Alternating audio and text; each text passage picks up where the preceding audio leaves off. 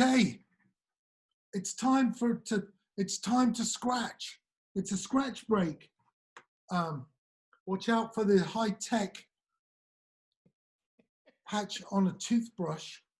I'm going to do this as well because it feels very special to me. Oh,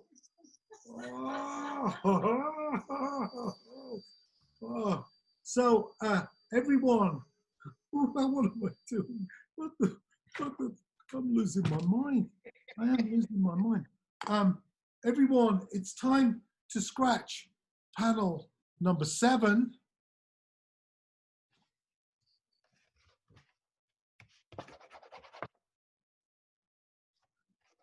Now, yeah, I know what Wendy's going to say. I don't know what I'm going to say.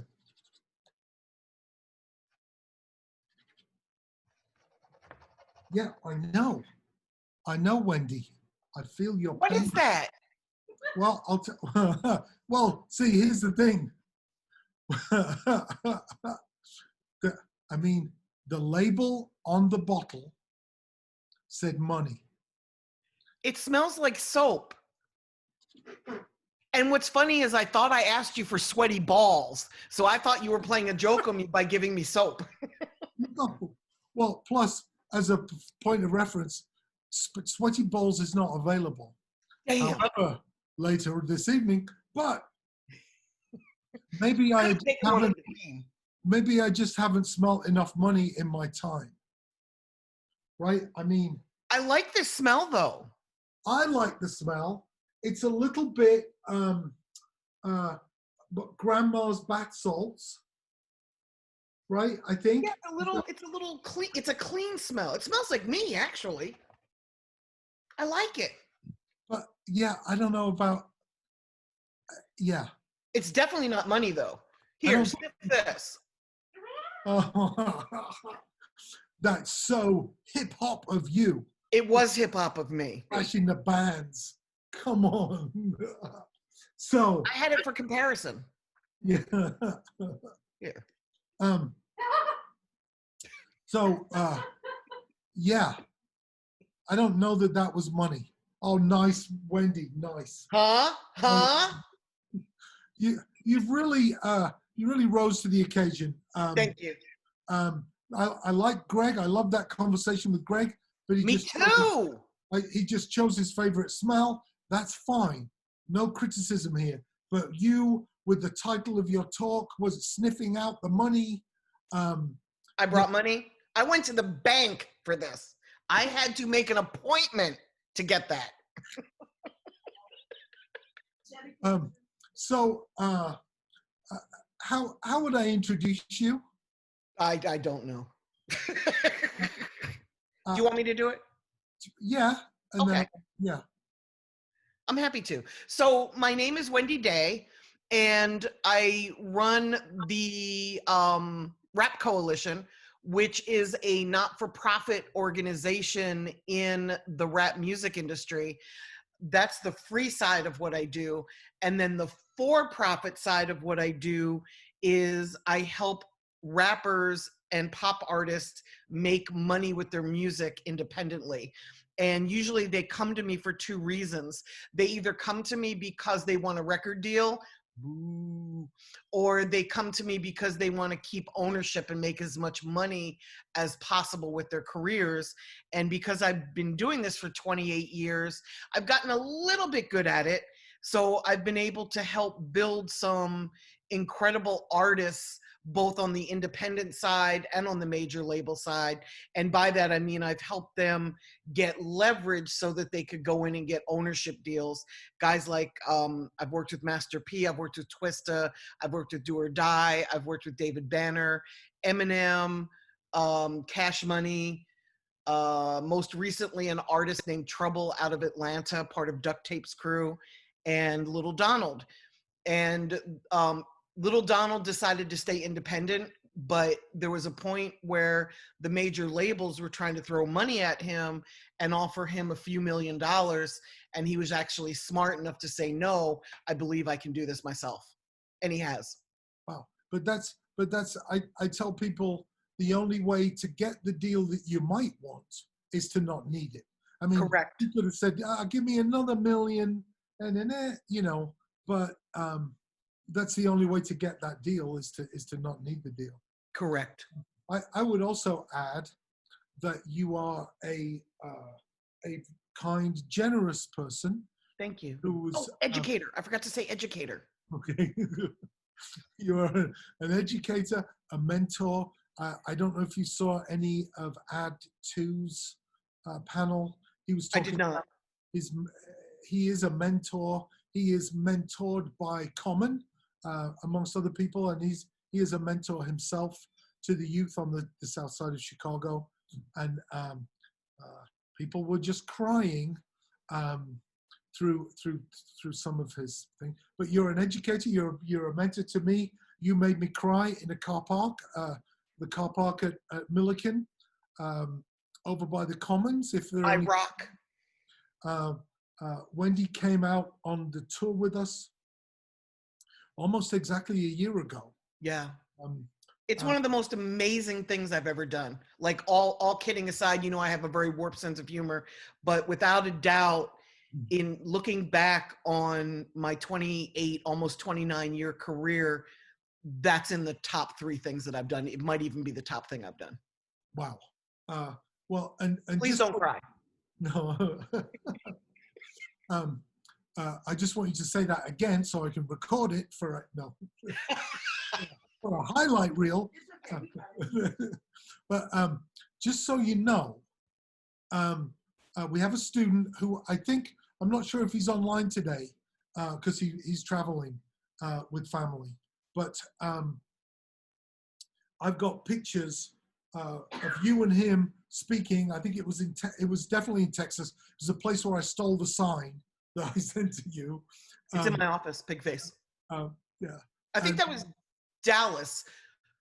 Was it Dallas? I think it was Dallas. And I didn't steal it. I told a student I would go and wrap those letters up in this T-shirt.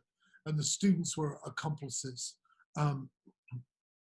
But I sent that student a picture of you and him talking because, students get overwhelmed with all of this shit.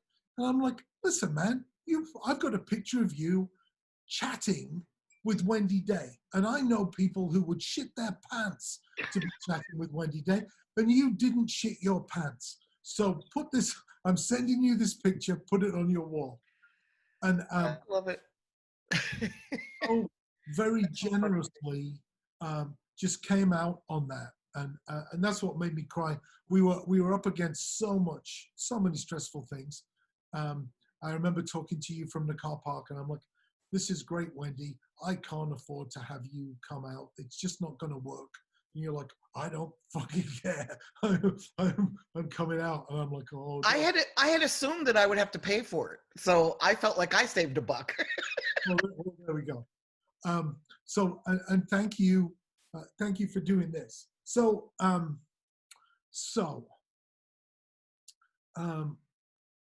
sniffing out the money. What are people doing? I think I get the feeling like you're a big Spotify person. Not as much as you would think, but yes, I absolutely am. I'm an all platform person. And here's why, Martin. I want the artist to go where their fan base is. When you're new, and bear in mind, I work with all new and up and coming artists. Once they become established, it's not interesting for me anymore. And I move on to another new, up and coming artist. So because the artists that I work with aren't very well known yet, they can't just put out music and say, come find me on Spotify. They have to be everywhere. They have to be at Apple Music. They have to be at Amazon Music. They have to be SoundCloud. They have to be on AudioMac, which is very important to rap these days. They just really need to be everywhere. YouTube, both audio versions on YouTube and their videos on YouTube. And of course, we also put videos up on Triller and TikTok. So there's a whole lot of work, and Pandora, there's a whole lot of work that needs to be done when you're releasing music, both on the free side and the paid side. And who were you suggesting? Eddie Sanders was on earlier first thing this morning, talking about putting a team together. Who would you, everything you just said, I was having like PTSD, I share things to 5 Facebook accounts and that's it. I'm exhausted. Yes, it's a full-time job. Right.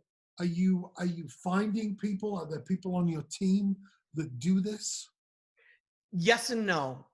Most of the artists handle their own social media.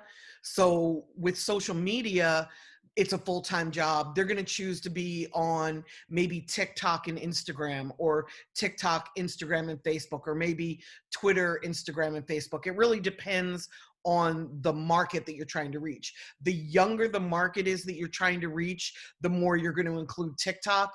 The older the market is, you're going to go a little bit more towards Facebook. Not to say that there aren't all types of people on both, but you just kind of learn where your market is. In terms of releasing music though, almost all of my artists upload all of their own music to platforms. And one of the things about COVID is that we learned that we sort of got like more guerrilla out here, if it's possible to be even more guerrilla than we were. And now we're not focused just on one distributor. So for example, most of my clients upload on Stem because Stem offers 92/8 splits. And this is not a commercial for Stem by any means, but it takes a week to get your music up onto all the platforms if you go through Stem. So during COVID, we had situations where the artwork wasn't done in time, or the mixing and the mastering. So we had been talking about and promoting release dates that maybe we just got the artwork for 3 days ahead. So rather than be late, we would pivot and put those up through DistroKid, because DistroKid has a 2 to 3 day turnaround. So we learned to do whatever we had to do to survive during COVID. COVID was wonderful for me. And I have some guilt in saying that, because I realized that people died, and I realized people got very, very sick. I myself got COVID in March. So I'm really thankful that I had a mild case of it. But having said that, for me to have 2 weeks where I didn't have to, 2 months where I didn't have to leave my house, man, I became dangerous. Like, all I needed was that break to be able to relax, just rebuild my company. I've hired 3 new people. I have office space. Like, things are just popping right now. So COVID, and I love what Greg said, because he called it a silver lining. For me, it was a very big silver lining, and I'm really thankful for it. I think that I keep coming back to this Melissa Etheridge example, because that's my bat. That's my bat. Pivoted. Yeah, and it's like, look, if let's not. Melissa Etheridge is, well, I mean, she kind of is our guru now for a moment. Yes. But, our poster child. Yeah. I have to write her a letter. Do you see anybody who's killing it and who isn't? Yes, the DJs are doing really, really well. We have, Club Quarantine and Club COVID. So DJ D Nice pivoted and started spinning live on Instagram. And he started attracting so many people. He had at one time, I think, over 200,000 viewers on Instagram early on. He had Oprah, Michelle Obama was there. I mean, he attracted some really amazingly powerful people. And he did it like right when we needed it. We were all like tripping in March and April, wondering like, holy fuck, what are we gonna do? And we were missing other people. We were missing music.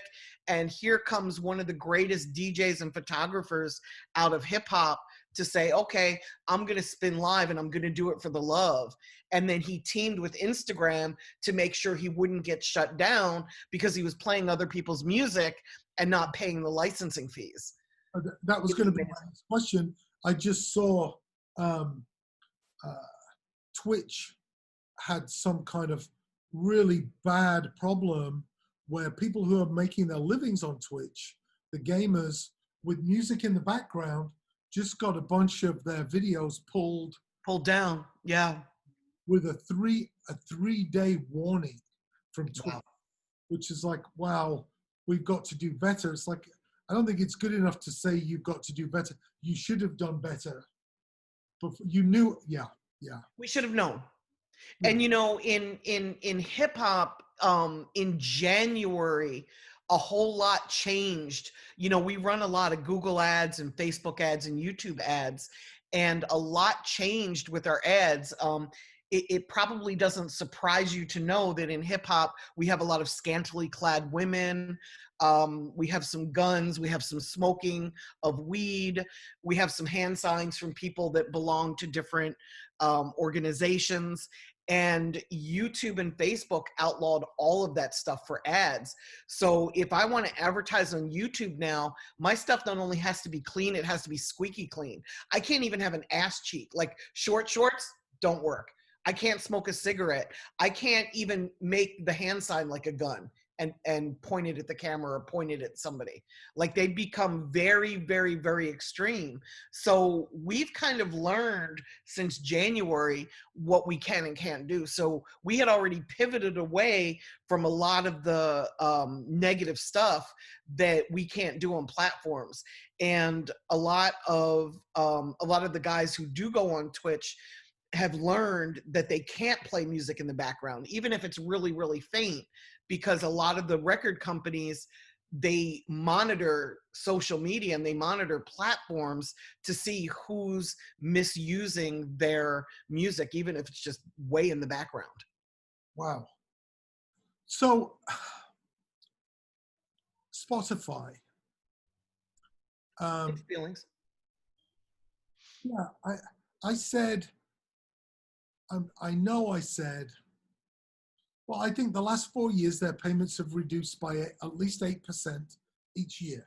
So I'll tell students, look, that you can argue with them. You can go to DC and lobby to get the payments doubled. It's like it doesn't matter in most of the circles I move in. Somebody just posted a royalty check that cost more to mail than the check was for. Yes, I see that all the time. And when Spotify announced the acquisition of Joe Rogan and the podcasts, I'm like, okay, hold on a minute. If I'm the Beatles, I might have 20 hours of catalog. If I'm Joe Rogan, I've got 5,000 hours of catalog. Right. And if I'm Spotify, I'm not going to distinguish.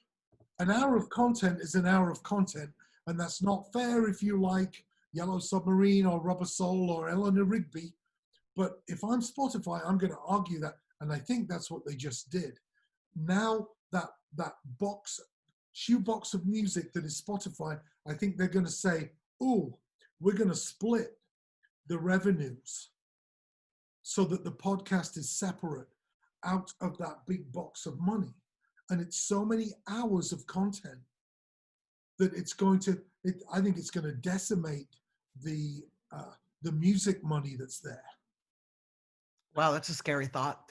They just purchased for $200 and some odd million a podcast advertising company last week. So I think that they're going towards the advertising side. And while I don't think that they're ever going to contribute any podcast ad money to the artist side, because I think they believe artists are making enough money, I do believe that they're going to try to get podcasts to stand alone. I'm just wondering if they didn't add podcasts because in their mind, A, it's free for them to broadcast them, but they also did it maybe to bring in more fans that they could convert to the music side as well. Like, oh, this guy loves podcasts. Maybe we can suck him in and he'll go listen to Frank Sinatra ad nauseum or something, Well, okay. But they did something else. I think I've always said the most precious thing, the most precious resource is people's attention. Yes. And that any artist, they just want to be heard, and I don't know how many million tracks have never been listened to once on Spotify. There's a site for it called Forgotify, That's a riot. But I'll be checking that out tonight. okay, like songs that have never been listened to even once. But they've introduced a new feature where if you want your music to be more discoverable and more promotable within something that they've invented, you have to agree, and this is where they lost me. You Me have too. to agree to reduce royalty. Like, Right. how's that possible? What? Let me bring you a sandwich, Spotify, because you're eating my lunch here. Isn't that crazy? Yeah. You know, I have dealt with payola my entire career in the music industry.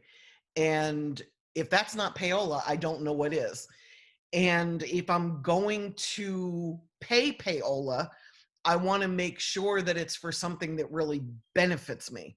I don't want to trust Spotify to choose where to best promote me and then take a cut as well. Because my fear is I'm going to get on the shittiest playlists and I'm going to get half a royalty.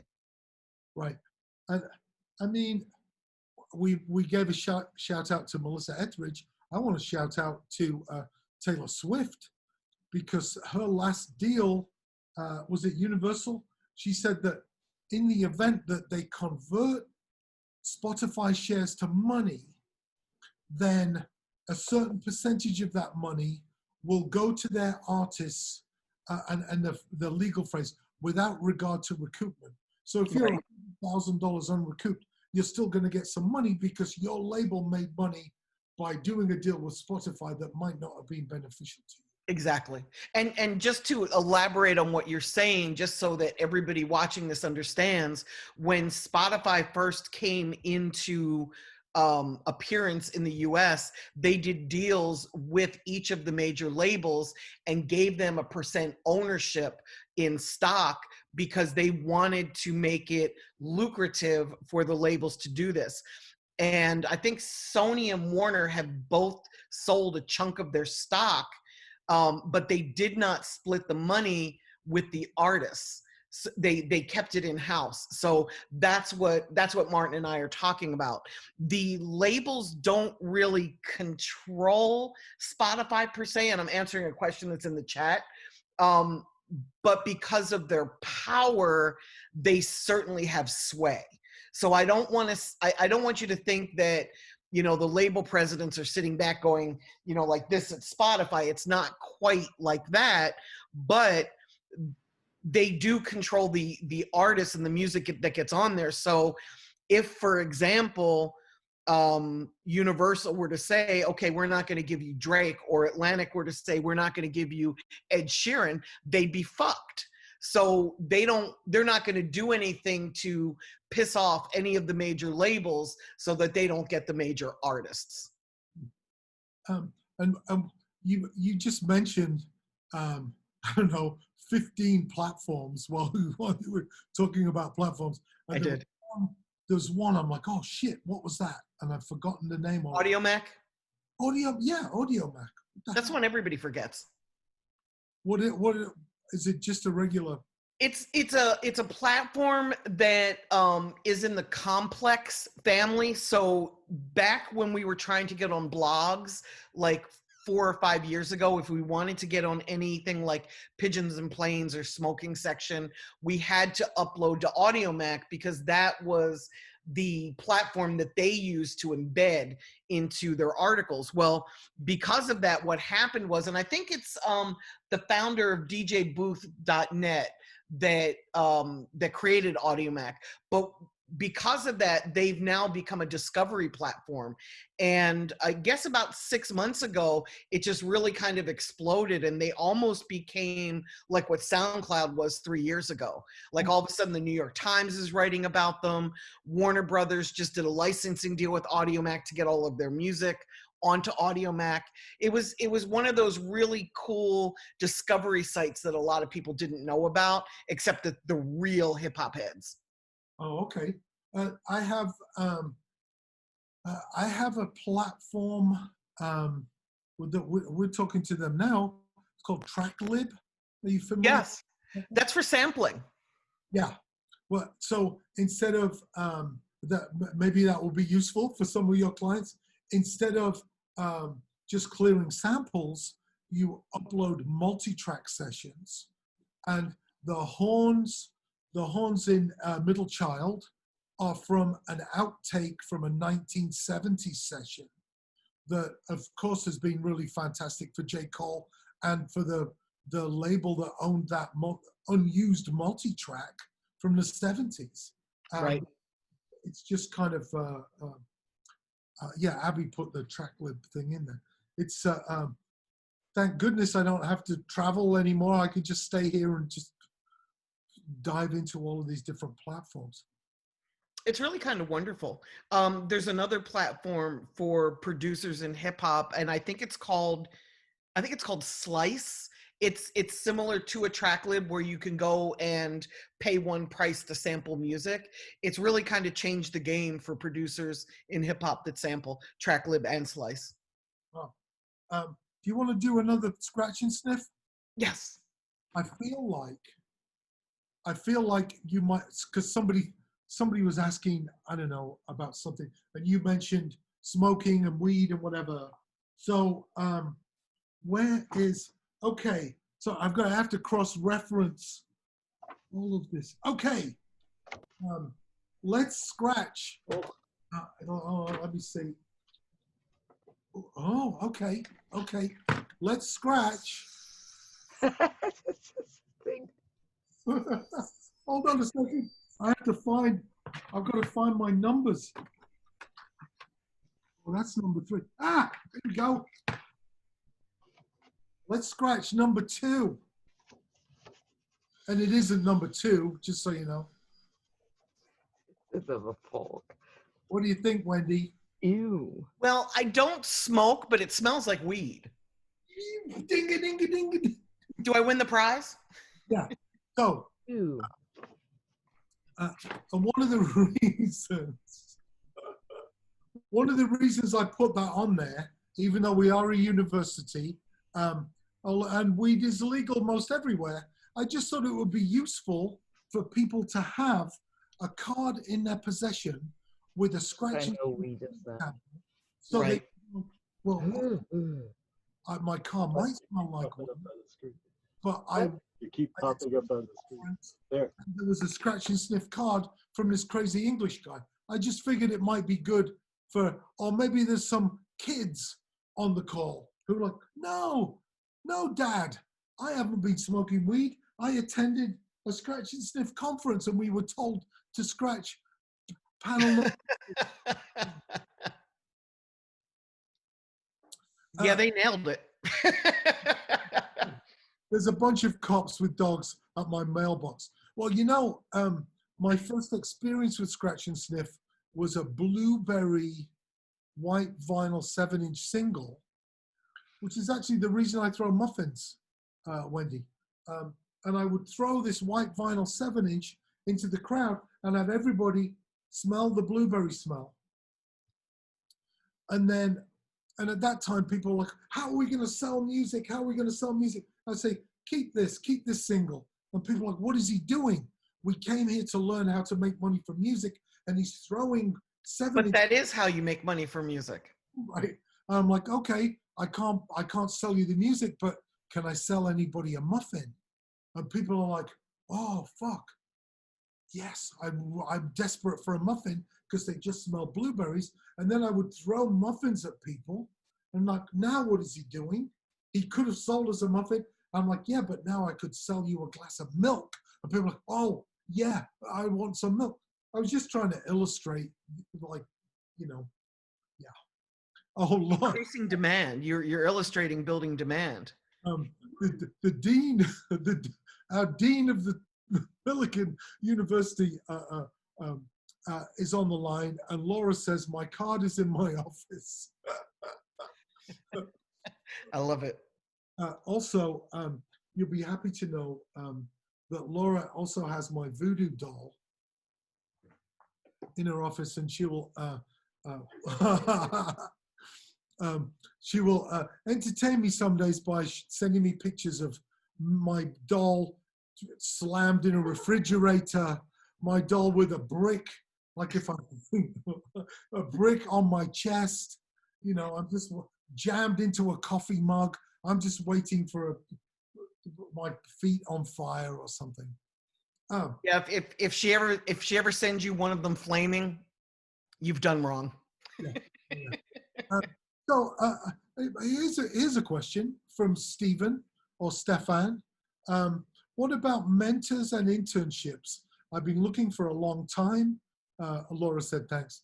I've been looking for a long time and cannot get any interest. I have 3 degrees, 2 bachelors, music business and business admin, and a master's in the entertainment business. Wow, that's impressive. My first question would be, where are you located? Because if you're going to intern in the music business, you're going to need to be either in New York or LA or Atlanta or Miami, someplace where there are entertainment companies where you can really intern. I see you're in Virginia, which is a little bit harder. It's relationship driven. So for example, people hit me all the time, mentor me, let me intern. And I this is going to sound a little arrogant, and I'm not an arrogant person, but when you come to me and you say you want to intern or mentor, I totally get what's in it for you. I see that 1,000%, but how do you benefit the company? So instead of coming to somebody and saying, hey, I want to intern with you, maybe pitch them on what you offer and explain to them that you're willing to work for 3 months for free. I just hired a digital marketing guy, and I was choosing between a handful of people. And the guy that I chose said, I'll work for you for free for a month and show you what I can do. Not stupid. I think that I'm on kind of a crusade at the moment. We started an internship theory and practice class, and we're requiring 3 internships now from our music industry graduates. And I think a disconnect that I see is even an immensely talented student, like, well, I'm giving you my time as a gift, and it isn't. And I don't mean that to sound however that Well, sounds. it is a gift. It's just not as special a gift as you think that it is. That's okay. Because I probably get hit 10 times a week from people that want to intern, and I probably get, not exaggerating, at least 100 people a month that want me to mentor them. So you have to stand out from that market, and you are special, and I'm sure you do have stuff to offer, but you have to be able to communicate that, and you have to communicate it to the person that does the hiring at exactly the moment when they're looking. Because if you reach the person who does the hiring but they don't need an intern at the moment, the second they do need an intern, they're going to put it out there that they do, and there's going to be 100 people trying to fill that one slot. They're not going to be thinking about, wow, here's this guy in Virginia who's so amazing and has a lot to offer. They're going to be thinking about, okay, I need this filled in the next 10 minutes. Here's my pool of people. Let me just put it on my Instagram or my Facebook or my LinkedIn. If you want to intern for a major label, you actually have to be in a school program. They won't allow you to intern if you're not in a university program or a college degree program, which blows my mind, because 99% of the people that I know in the music business don't have a college education. I do, but most people don't. So it's a little surprising to me that that's what they look for. Well, I think that's a liability issue. I think that the student is getting credit for this class. So they're not working for free. Yeah. Good, because I don't think anybody should work for free. I really don't. I had just to go further down this gift path, maybe. I heard this story 2 weeks ago, and I almost cried because I felt like somebody understood me. There's a soccer team that my dad took me to see, Leeds United. they were an amazingly flamboyant team in the 70s. They're also extremely violent on the field. They went down 1 or 2 divisions, and they've come back up to the Premiership. I'm sure I'm losing everybody talking about soccer, but let me add bicycles as well. So they hired a legendary manager from South America, Bielsa, Marcelo Bielsa. Legendary, bringing, just like we do in the music business, bringing youngsters through an academy system, you know, nurturing talent from a very young age. And they persuaded him to move to Leeds in England. And across the city of Leeds, there's a blue line down the street, down the road. Wow. What the hell is this blue line? And it goes from Marcelo Bielsa's house to the soccer stadium. Because on that journey, all he's thinking about is soccer, what happened yesterday, the plan for today, the plan for tomorrow. And he doesn't want anything to distract him. You know, he doesn't want, because he'll wake up in the next town over having been thinking about soccer. And I'd love that to illustrate to students, look, you might be giving the gift of your time, but if you distract me, you know, from this blue line that I'm on, I might lose a day. I might lose an idea that was 3 ideas about to come together, and I can see it, and suddenly it's gone because of a question that could have been Googled. And now I'm going to lose my mind and lose the idea. So that's my Marcelo Bielsa blue line down the street. I think that's very realistic. You know, I work anywhere from 16 to 18 hours a day, 7 days a week. So time is my most valuable asset. I'd almost rather write a check to somebody than spend my time training somebody. You know, it's just, that's my value. So it's very difficult for me to spend time training an intern or mentoring somebody. I mentor a lot of people already, but they're natural relationships. None of them is somebody that came up to me and said, could you mentor me?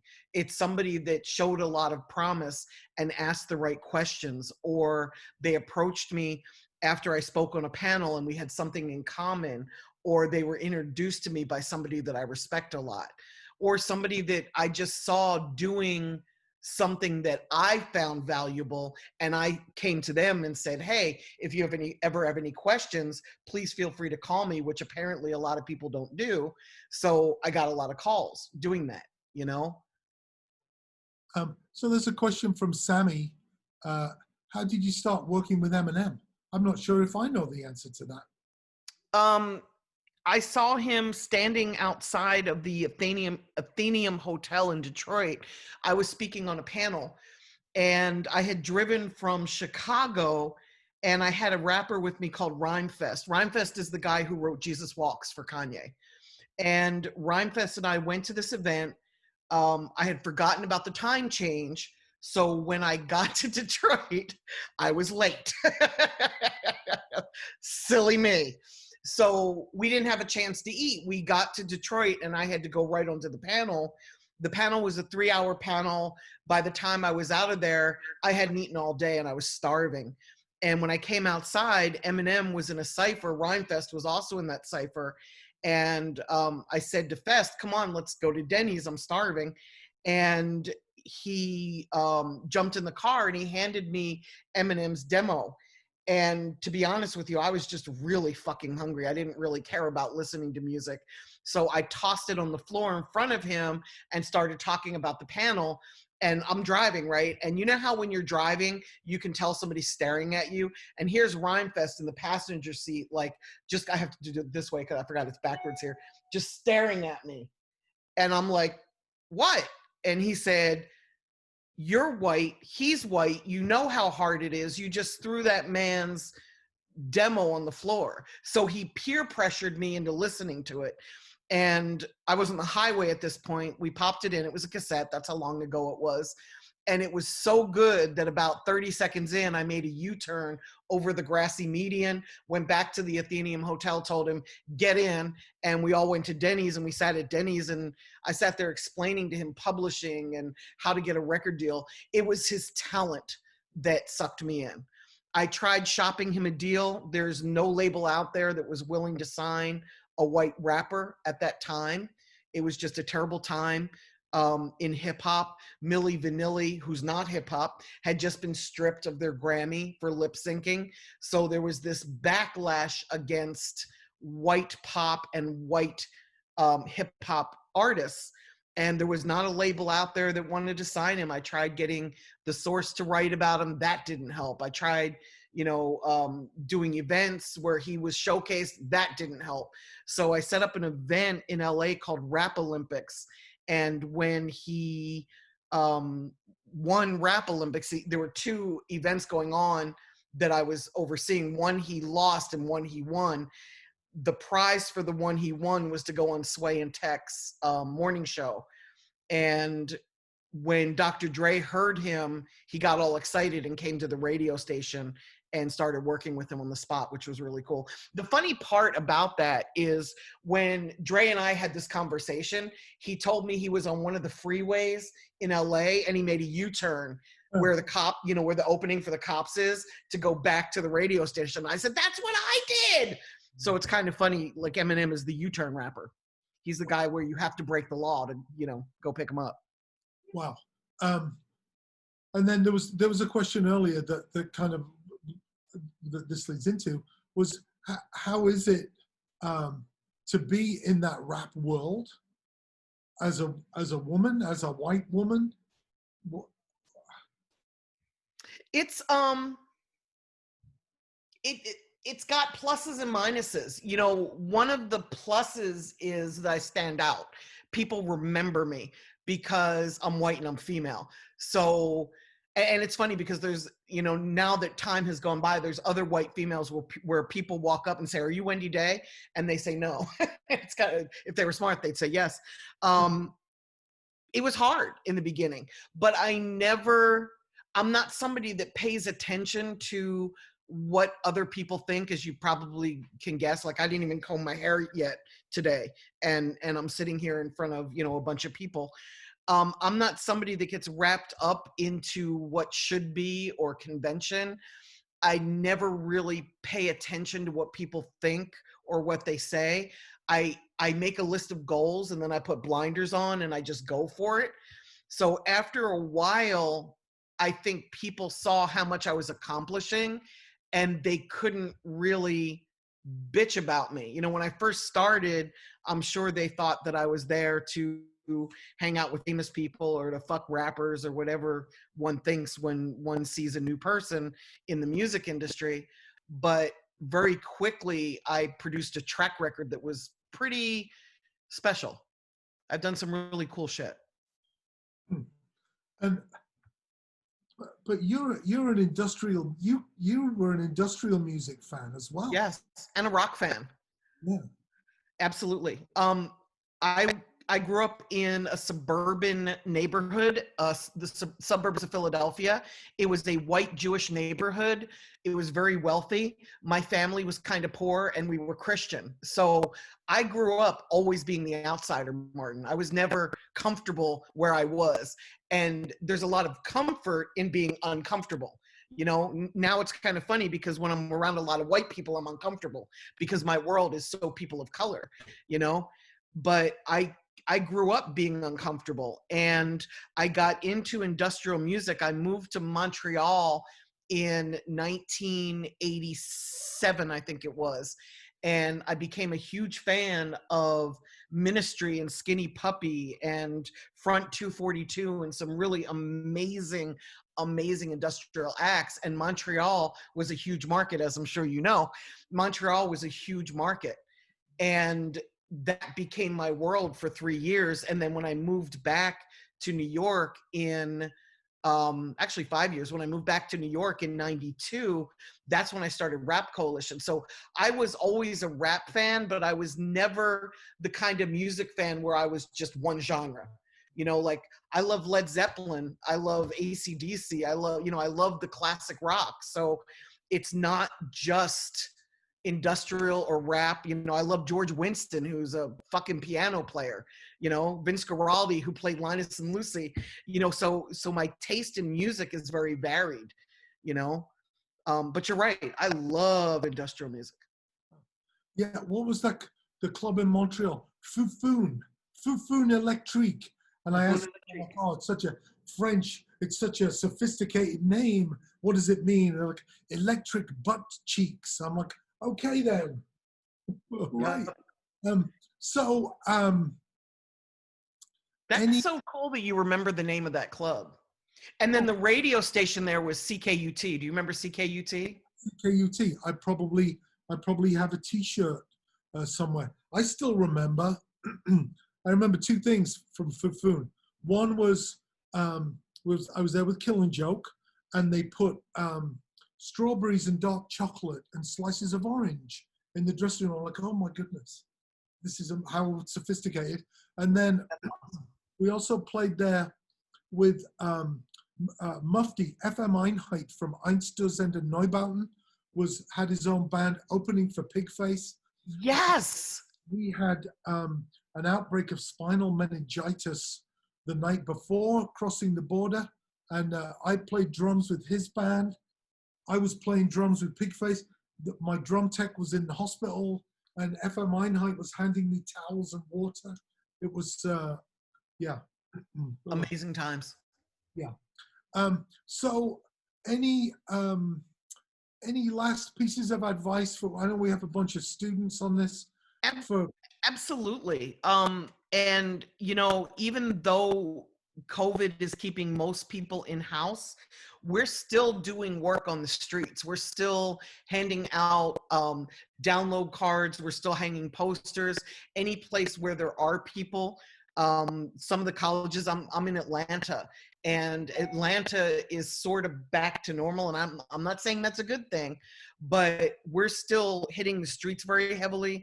We're still doing a lot of stuff online. There's some new stuff that I'm playing with right now. Spotify and Pandora both just opened up advertising directly on their websites. So we're playing around with some ads on Pandora and some ads on Spotify to see if they make a difference in driving eyeballs and ear holes to my artists.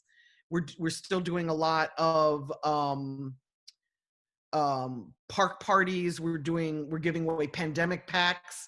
We're social distancing. We were doing Airbnb shows even at the height of the pandemic. I'm not bragging about that. I don't think it was right.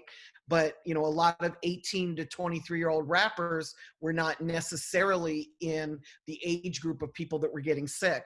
So they were doing some things that I didn't necessarily think were a good idea. Airbnb has now changed their policy. You cannot rent an Airbnb to throw a party anymore. I'd like to think we played a role in that. And we're doing a lot of live streams. You know, we're still selling merchandise. A lot of the artists I work with are doing it on Shopify, and they're using Printful and Merchly as plugins so that they don't have to press up a lot of gear and have it printed and ship it out. For us, print on demand, it's not the perfect solution. I know it's not for you, Martin, either. The quality is not as great as when you do it yourself. But for somebody that's only going to sell 6 T-shirts or 10 hats, it's not a bad way to get started.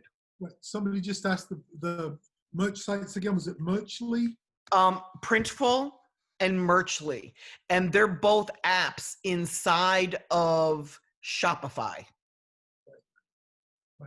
And Shopify will give you a 30-day free trial. During COVID, they upped that to 90 days. I don't know if they're still doing that, but I do know that everybody that I'm working with took advantage of that 90 days. Well, yeah, I as you know, we have our own print shop here, which enables us to do this ridiculous experiment. I love it. That's the thing. As much of course, it makes sense to have somebody else do this stuff because you don't have to deal with it. but then you're not dealing with it, you know. And originally, I thought this would be a fantastic bonding, playlist listening chat session for me and students, but it ended up with me and my two youngest kids like, Dad, is this weed? Is this weed we're printing? Is this like, you don't know what weed smells like? It was just we created a memory. That's awesome. And that's what all of this has been. You know, for me, it's really been just a really great ride. I love what I do. I do it, you know, it's funny because we talked about money very early in this, and I don't do this for the money. I do this because I want to build success for rap artists. It's my way of giving back to them for, you know, the decades of happiness that their music has brought me, you know. And I think as long as you're not doing this for the money and you're doing this for the love, it's easy to keep going. If you're doing this solely for the money, it's got to be really hard for you right now because of COVID. If the love isn't there, it's very hard to get back up once you've gotten knocked down. And, you know, for me, I had a toy when I was a kid. It was a clown, and you would punch it and it would go down and spring back up, and you'd punch it, it would go down and spring back up. And I feel like that toy, you know, in the music industry, like the industry punches me, I go down, but I spring back up. And it's the love of what I do that keeps me coming back up. So if there's one thing I can impart to all of your students, is that if you do this because you love it, you will figure out a way to make money with it. And as long as you love it, those lean times, the love will get you through. Somebody said to me, I don't even know who I was talking to. It might have been yesterday. It could have been a year ago. Yeah. They said, it feels like it's older people who are succeeding in this, you know, as if it should be kids, you know. I'm like, well, excuse me, you know, I was in the punk rock revolution where it's like, fuck the labels. Everybody started a label, so we record our own music and we press vinyl or we make cassettes, and then we dealt with, oh, hold on a minute, it's CDs, and we dealt with that. I dealt with like, it's over for you, Martin, there's drum machines now, and that freaked me out, but it wasn't over for me because drum machines were crap. And then it's like, oh, you find a way. Yeah, and we've been through, and if you've been on the road, it's like, we can't make the show work. The stage is too small. The toilet doesn't work. The sound system is inadequate. We can't do this. We can't do that. And you find a way to make it work. And that's, what is that? Tenacity? Like, yeah. Yes, it's tenacity. It's the ability to pivot. You know, as we get older, we learn, you know, I learned how to flip houses so that I could support myself in the music industry when I wasn't making money. You know, you do what you have to do in order to feed yourself. And, you know, it's funny, I look back at my life, and Martin, there's nothing that I would change. Like, even the bad shit, I wouldn't change, because it got me here today. And I love what I do. And I realize I'm very, very fortunate. I have many friends in my circle that hate their jobs, and they hate their wives, and they don't want their families, like they don't even love their dog anymore. They just want to, you know, they want a new life. And that's so sad to me. Right. Well, okay. Yeah, Wendy, you are an inspiration. Powerful AF. You are a hustler. Cleverness, maneuverability is key.